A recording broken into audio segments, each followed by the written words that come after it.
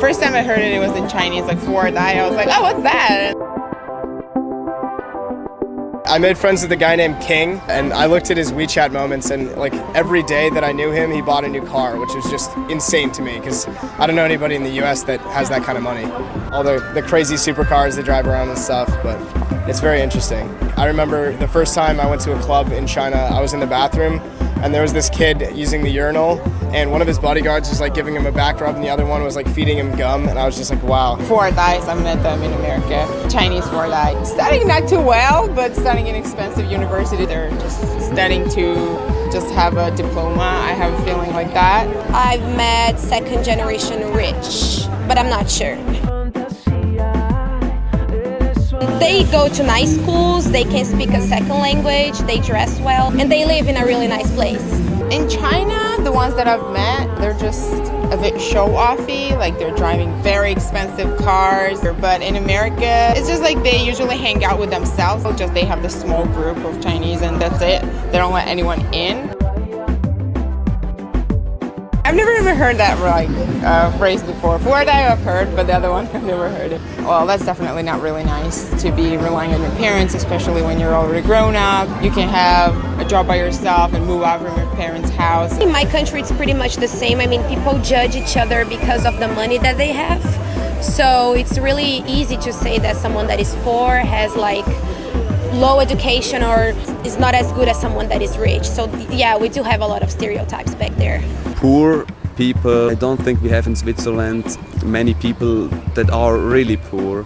I don't think that we have an expression for this. It's a negative connotation, but it's prevalent in the US as well. Just wherever there's like high real estate prices, I guess, it's hard for children to move out of their parents' houses. Like where I'm from, the Bay Area, like to get an apartment yourself, you have to really be doing well. And so there's a lot of people that have to live at home, but I think that's changing.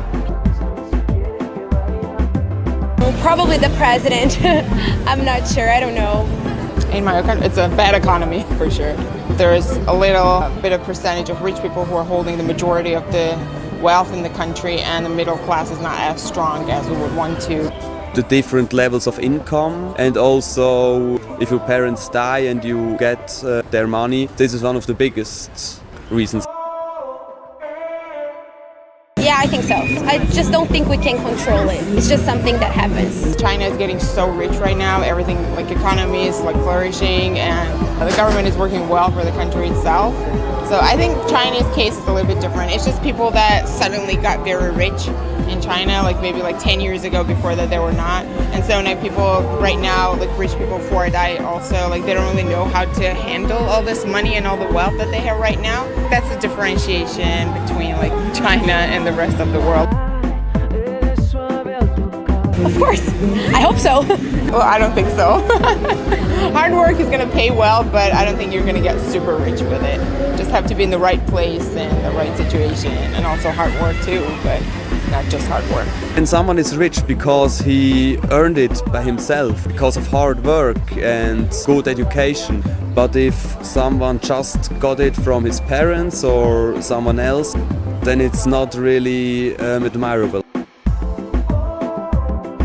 We have like first class and second class there. Rich people and poor people. I don't really have anything like special name for something like that. First time I heard it, it was in Chinese, like富二代. I was like, oh, what's that? And then when I knew what characters meant, it was really cool actually. The second generation rich, I guess we just call rich kids, but it doesn't seem to be as big a disparity as it is here.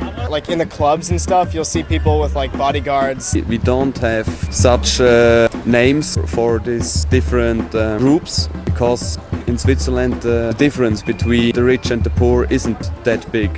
We also have names for children of rich families. We call them also rich kids, but it's more kind of a joke.